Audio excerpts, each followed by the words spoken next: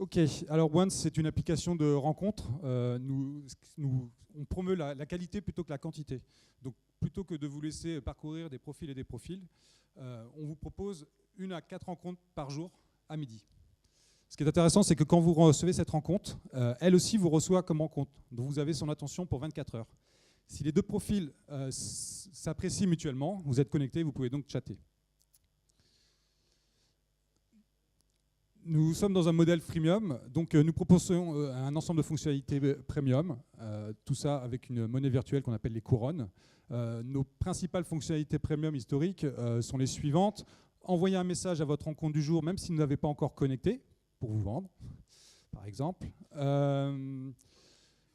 Choisir votre rencontre du lendemain, l'intérêt est qu'elle croit que c'est nous qui vous avons choisi pour elle, et elle ne va pas savoir que c'est vous qui l'avez choisi. Et vous pouvez demander à avoir une autre rencontre tout de suite si vous n'êtes pas prêt à attendre 24 heures.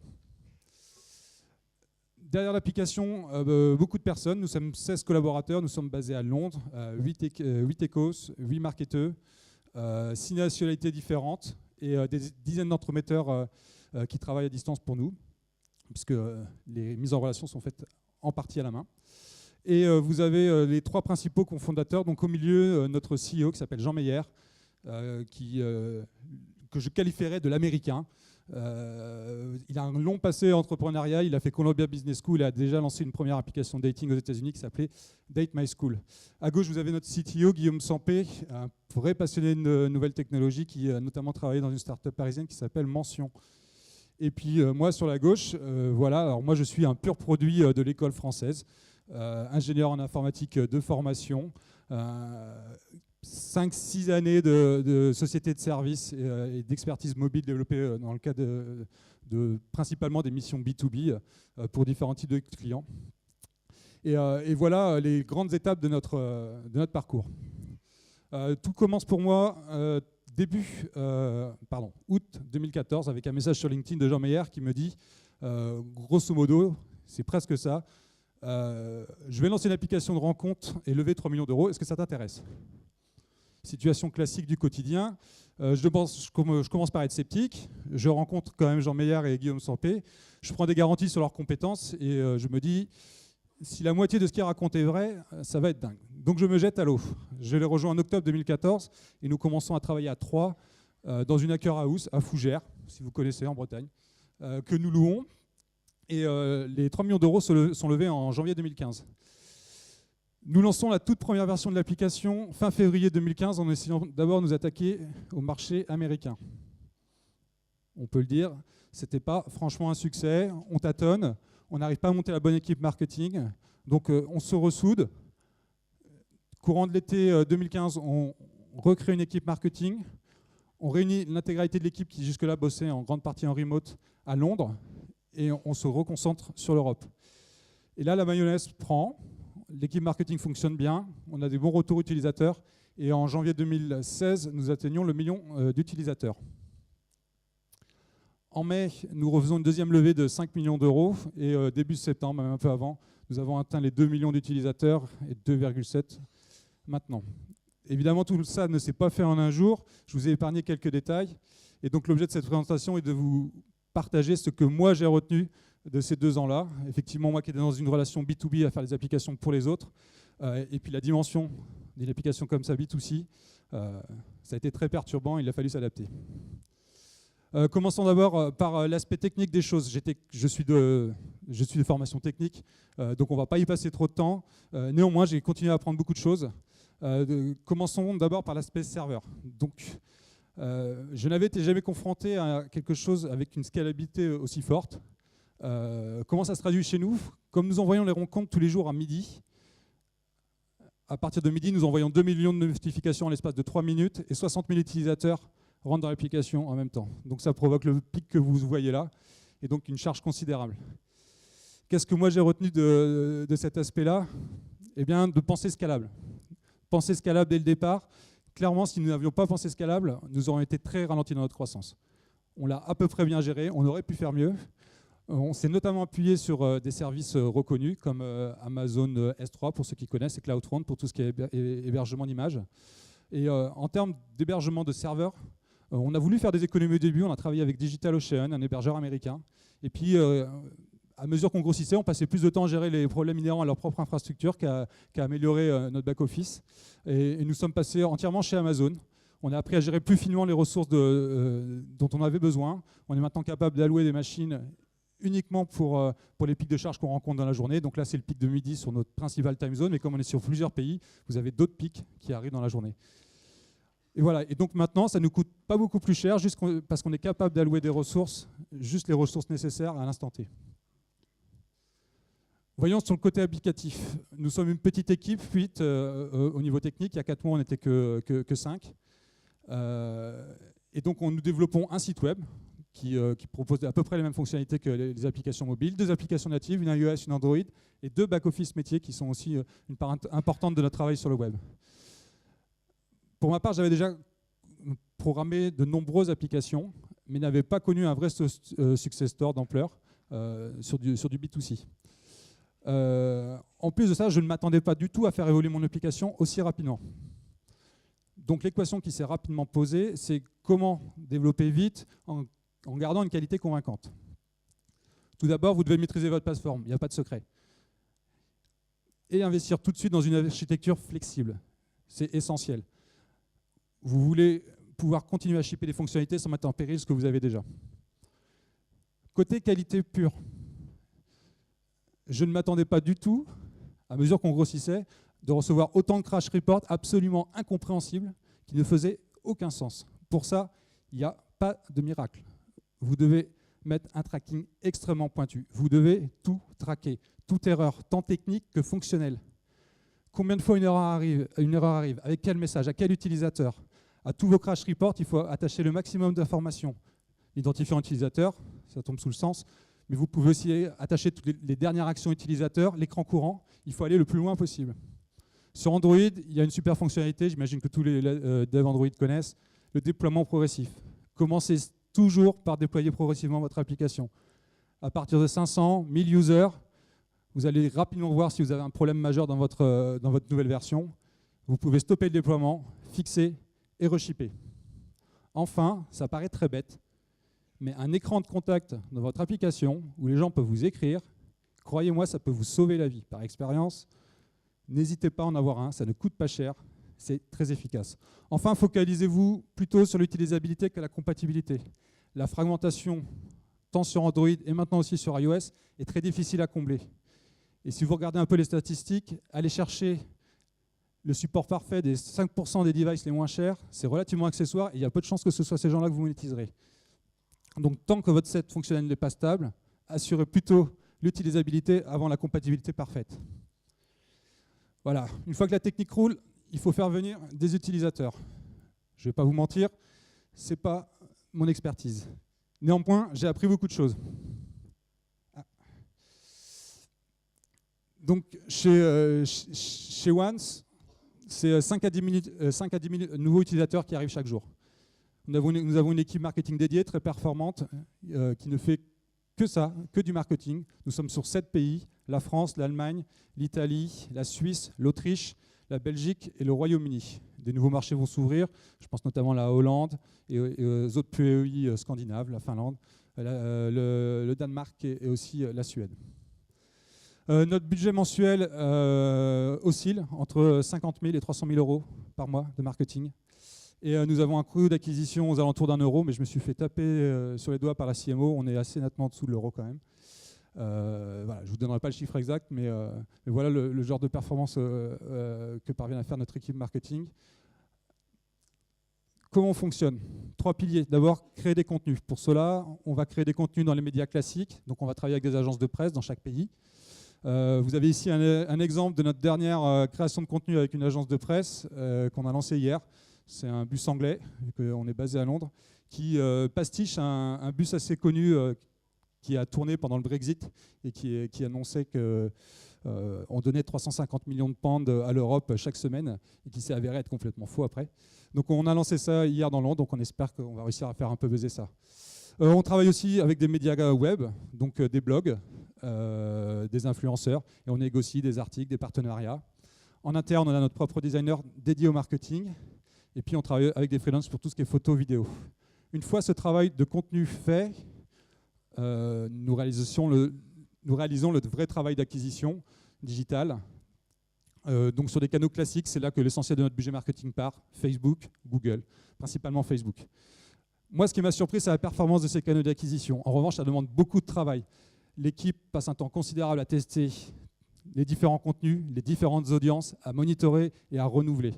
C'est un travail du quotidien hyper précis. Et pour pouvoir faire ça, ce n'est que de la mesure. Et donc ça a un impact technique.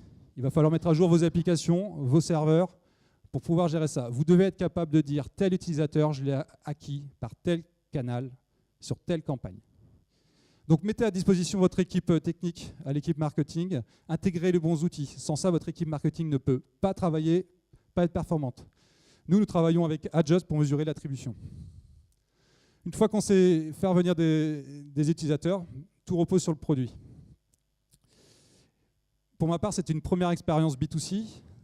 Et donc, ce qui m'a le plus choqué et que j'ai trouvé le plus dur au départ, c'est les utilisateurs.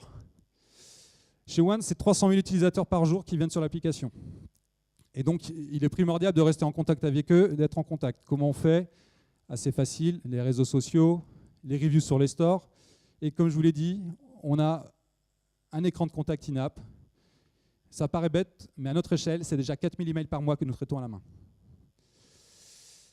Alors, évidemment, ce qui va vous choquer quand vous commencez à regarder de près les utilisateurs, à bosser avec eux, je l'ai fait, parce qu'au début, on n'avait pas les ressources. Pendant un mois, j'ai fait du customer support.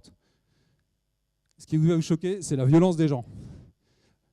Là, vous avez un exemple typique d'un ticket que j'ai récupéré, je crois que c'était il y a 2 semaines. Je cite, « Depuis que je suis chez One, ce n'est pas une seule réponse et c'est certainement pas mon physique, alors bougez-vous. » Ça, c'est le retour utilisateur typique. Ils ont une autre haute opinion d'eux-mêmes et ils sont dans un monde complètement égocentré. Et la perception de l'expérience mobile renforce en plus ce sentiment. Donc, quoi qu'il arrive, quand vous faites du customer support, gardez du recul. Gardez du recul, ça veut dire quoi? Ça veut dire, mettez en parallèle le nombre de reviews, de plaintes que vous allez avoir avec votre nombre d'utilisateurs actifs. Quand vous avez des plaintes d'utilisateurs, essayez toujours de corroborer ça avec des indicateurs internes. Et enfin, tout le monde sait mieux que vous ce qu'il faut faire. Tous vos utilisateurs, tout votre entourage. Donc, gardez du recul. Maintenant, après 2 ans, j'ai une devise. Je dis, l'avis de tous est important, l'avis d'un seul ne vaut rien. Corroborez toujours. Multipliez les avis. Après, ça c'est valable sauf pour l'avis de votre boss. L'avantage, c'est que quand vous avez atteint une taille critique comme la nôtre, les utilisateurs sont certes très durs, mais vous avez les clés en main pour les amener là où vous voulez. Donc comment nous, on s'y prend pour mettre à jour notre application? Chez One, on teste énormément. En 2 ans, c'est plus de 40 releases. Je pense même qu'on est beaucoup plus proche des 50 que des 40. On est complètement dans une stratégie de try and fail. C'est notre CEO qui a imposé ça, et je pense que l'équipe a eu du mal à l'appréhender au début. Maintenant, avec le temps, je pense que c'est la bonne stratégie. En revanche, il faut que ce soit une vraie culture d'entreprise. Qu'est-ce que c'est qu'un vrai bon try and fail? À mon avis, c'est 2 éléments. Vous faites quelque chose, il faut être capable de le mesurer et d'assurer la réversibilité. Un exemple très simple. L'année dernière, on se lance en France, la mayonnaise prend, et en octobre, on réalise qu'on fait plus de revenus que ce à quoi on s'attendait. Beaucoup de réflexions au sein de l'équipe, et on décide de passer à un modèle abonnement en pensant que sur le long terme, on serait gagnant. On travaille, on lance la nouvelle version, et la mesure des revenus, c'est quelque chose de très simple. On réalise en 1 semaine qu'on a divisé nos revenus par 10, et comme on n'avait pas prévu la réversibilité, ça nous prendra 4 mois pour faire marche arrière. Pour ça, il y a des mécanismes simples à mettre en place. Enfin, pour faire évoluer votre produit, il faut du courage. Il faut le courage de faire des choix audacieux et de les assumer. 2 exemples. Une des fonctionnalités dont je vous ai parlé, c'est que vous pouvez demander une autre rencontre tout de suite. Quand nous avons pensé à cette feature, lever le bouclier dans l'équipe, c'est complètement contre le concept de l'application, ça va abîmer la brand. Néanmoins, on fait l'essai. Rapidement, ça devient la fonctionnalité la plus utilisée avec laquelle nous avons le moins de problèmes. Alors, pourquoi cela n'a pas cassé la brand? Comme je vous l'ai dit, il faut garder du recul. Sur une fonctionnalité payante comme ça, vous allez vous attendre à quoi? Une conversion entre 1, 5%, 10%, si vraiment vous performez? Donc au final, c'est une partie infime de vos utilisateurs qui est impactée par cette nouvelle feature. Donc, ne projetez pas votre propre vision de l'usage de l'application sur tous les utilisateurs. Chaque utilisateur est différent, chacun va l'utiliser. En l'occurrence, cette fonctionnalité, si l'utilisateur l'utilise, c'est qu'il veut l'utiliser, il sait ce qu'il fait. Donc il n'est pas choqué qu'on lui propose un peu plus de quantité et de payer pour en avoir un peu plus. Autre exemple de courage.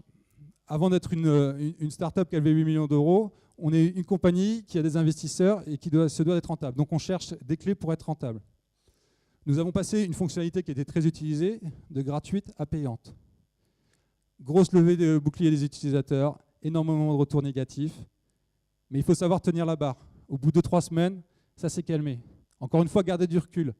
Quand vous savez faire venir des utilisateurs, quoi qu'il arrive, de toute façon, vos utilisateurs, tôt ou tard, churneront. Donc après un mois, les nouveaux utilisateurs, eux, n'auront pas cette perception d'avoir une fonctionnalité payante, puis gratuite, puis payante. Pardon. Du coup, j'ai appris qu'on pouvait violenter les users. On peut leur rendre la monnaie de leur pièce, d'une certaine manière. J'ai été très très surpris de la résilience des utilisateurs. Comme je vous l'ai dit, on teste beaucoup, on a fait beaucoup de modifications de notre UX, et les utilisateurs sont toujours là, toujours présents, ils nous remontent de la donnée. Et un exemple assez simple, pour AB tester nos pricing, nous n'avons pas hésité des fois à doubler nos prix sur l'intégralité de nos utilisateurs. Vous pouvez le faire. Ce n'est qu'une question de choix. Mais encore une fois, quoi que vous fassiez dans votre produit, gardez du recul. Et garder du recul, il n'y a qu'un seul moyen, c'est la donnée. Quand une appli comme Once commence à scaler, c'est une quantité considérable de données qui sont créées tous les jours. Nous, c'est 11 millions de fois par jour que nos serveurs sont appelés. C'est 300 000 messages échangés entre utilisateurs. Les utilisateurs sont traqués avec environ 150 événements dans les applications. Donc, c'est beaucoup de travail. Moi qui avais toujours travaillé dans une relation B2B, je n'avais jamais vu le vrai usage de ces données.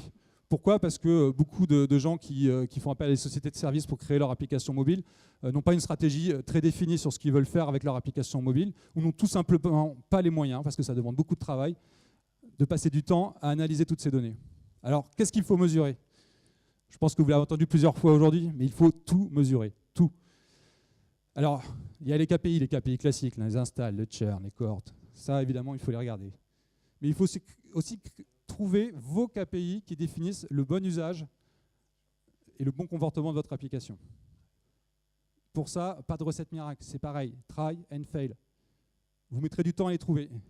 Mais une fois que vous les avez trouvés, vous les avez identifiés, n'attendez pas pour avoir des éléments pour visualiser ces données-là. Ne présupposez jamais, je dis bien jamais, que quelque chose se passe comme vous l'avez prévu. Mesurez-le. C'est beaucoup mieux de le mesurer. À chaque fois qu'on l'a mesuré, on en a retiré derrière un réel bénéfice pour l'application. Enfin, gardez un œil critique. Gardez un œil critique sur les données, pourquoi ? C'est très facile de générer de la donnée, mais c'est tout aussi facile de générer une mauvaise donnée. Donc, quelle que soit la donnée que vous avez, essayez toujours de corroborer avec d'autres données en parallèle. Mais une fois que vous avez la bonne donnée, là, c'est génial. Pourquoi ? La donnée va vous donner de l'objectivité, elle va trancher les débats, elle va vous aider au pilotage. Vous vous souvenez du try and fail, essayez et jeter. Quand vous devez expliquer à un collaborateur que vous avez jeté 3 semaines de son travail, c'est très très bien de pouvoir s'appuyer sur des mesures et lui dire ça ne marche pas. Donc voilà, une fois que vous savez mettre votre application à jour régulièrement et que vous savez lire des données, récupérer des données, voilà le genre d'expérimentation que nous on peut faire. Donc le scénario est assez simple, nous avons fait une expérimentation sur 10 000 de nos utilisateurs. Nous avons essayé de leur vendre un nouveau type de service auquel on réfléchit, qui était de travailler avec nos entremetteurs qui travaillent à distance pour nous, et que ces entremetteurs puissent essayer de leur trouver un vrai rendez-vous galant, un vrai. L'expérience est la suivante, l'utilisateur quand on active la notification reçoit une notification, il ouvre l'application et arrive dans ce premier écran. C'est un pager sur 3 pages qui présente l'intégralité du service. Ensuite, l'utilisateur est envoyé directement sur un des deux écrans du milieu, un qui propose le rendez-vous galant tout seul, avec le prix. Le deuxième propose un package, le rendez-vous galant, avec 30 couronnes Once, qui normalement coûte quand même de l'ordre de 25 €, et puis du consulting pour améliorer son profil. Enfin, le dernier écran, il doit payer en carte bleue. Qu'est-ce qu'on observe ? Transformation premier niveau, 51%. Pour les deux types d'utilisateurs, c'est le même pager, ça fait sens. Deuxième étape, le package simple converti à 8%. Le package complet, lui, converti à 3%. Ça paraît peu, mais rappelez-vous, sur du payant, on va chercher des conversions entre 1 et 5%. Donc finalement, c'est une différence très significative. Après, conversion 0%. 0%. C'est pas tout à fait vrai, on a eu un ou deux. Mais au final, c'est un échec. Mais ça n'est pas vraiment un échec. Pourquoi? Nous, on a quand même retenu 3 éléments importants. Dans le monde du dating, une value proposition de quelque chose, un rendez-vous réel, ça fait probablement un peu peur, vu la perte au premier niveau. Une value proposition simple et claire peut transformer mieux qu'un package hyper complet. Et enfin, la carte bleue sur le mobile, c'est un frein considérable. Donc au final, c'est vers ça qu'on se dirige. On n'a pas d'autre choix à notre échelle que de devenir une entreprise complètement data-driven. Et c'est ce genre de test qu'on fait en permanence. Passons ensuite sur le management et l'équipe. Juste un petit slide là-dessus. Le plus important, évidemment, c'est votre équipe. Votre équipe, il vous faut créer une équipe solide. Recruter des gens avec un skill confirmé, mais une forte adaptabilité. Comment on a obtenu ça chez Once? Évidemment, un test technique très dur à l'entrée. Et en plus, les gens qui nous rejoignent sont capables de s'expatrier à Londres. Ça en dit long sur leur capacité à s'adapter. Une fois que vous avez la bonne équipe, think big. Ayez des objectifs hallucinants. Je ne compte pas le nombre de fois où j'ai ri au nez de mon CEO quand il annonçait ses objectifs. Après 2 ans, force est de constater qu'on est plus près de ses prévisions que des miennes. Autrement dit, donnez toujours des objectifs intenables. Si vous avez créé la bonne équipe, elle trouvera toujours les ressources pour s'en approcher. Ensuite, concernant la méthodologie projet. J'étais à une école française classique, chef de projet en société de service, et éduqué à la sacro-sainte agilité, qui m'avait globalement convaincu. Malheureusement, je n'ai pas réussi à prêcher pour ma paroisse. Donc nous sommes dans un fonctionnement relativement libre. Et encore une fois, force est de constater que ça peut très bien fonctionner. La motivation, le skill, l'implication sont beaucoup plus importants que la méthodologie. Donc n'ayez pas honte de ne pas être agile. Nous ne sommes pas agiles et nous faisons beaucoup de choses. Enfin, dernière méthode de management que j'ai appris, je la qualifierais de la piscine. Vous prenez vos collaborateurs, vous les mettez dans la piscine et vous voyez qui nage. On l'a fait un nombre de fois incalculable. Et ça marche très très bien. Si vous avez créé la bonne équipe, la bonne dynamique, ils trouveront un moyen de surnager. Un exemple très simple, quand nous avons fait notre lancement en France, nous avons travaillé avec My Little Paris, qui sera juste après nous. Nous pensions être prêts. Et en l'espace de quelques jours, c'est des dizaines de milliers d'inscriptions. Et comme tout est modéré à la main chez Once, les premiers jours, ça a fait mal. Par contre, l'équipe a su rester soudée, trouver des solutions et passer cette étape. Après, je vous l'ai dit, on a pu grossir. Enfin, qu'est-ce que je retiens de ces 2 ans? D'abord, beaucoup d'emmerdes à gérer, beaucoup, mais bon, des bons problèmes souvent. Et beaucoup de fun. On fait quand même du dating, on a des moyens. Comme je le dis, on ne vend pas des armes, et nous on a des bombes, mais elles ne sont pas dangereuses. Encore une fois, voyez les choses en grand, c'est la condition sine qua non pour que votre équipe se dépasse. La plupart des barrières, j'ai découvert ça, sont psychologiques. Enfin, l'équipe, c'est presque le plus important. Donc bichonnez-la. Et après 2 ans, pour moi, la capacité la plus importante d'une équipe, c'est de savoir affronter les problèmes, trouver des solutions et se surpasser. Le reste, c'est du détail. Et enfin, qu'est-ce qui est au-dessus de l'équipe? Le projet. Le projet est au-dessus de tout, même des gens. Il faut savoir se mettre au service du projet. Même quand vous n'êtes pas d'accord, moi ça m'est arrivé sur la méthodologie projet, il faut toujours trouver le moyen d'apporter au quotidien. C'est très important. C'est très important. Et au final, en 2 ans, j'ai quand même pris 8 kilos et j'ai perdu des cheveux, donc c'est quand même pas de tout repos la start-up. C'est beaucoup de travail, donc c'est hyper enrichissant, mais c'est quand même difficile. Mais bon, on prend quand même beaucoup de plaisir et c'est des projets passionnants. Hop. Merci de votre attention.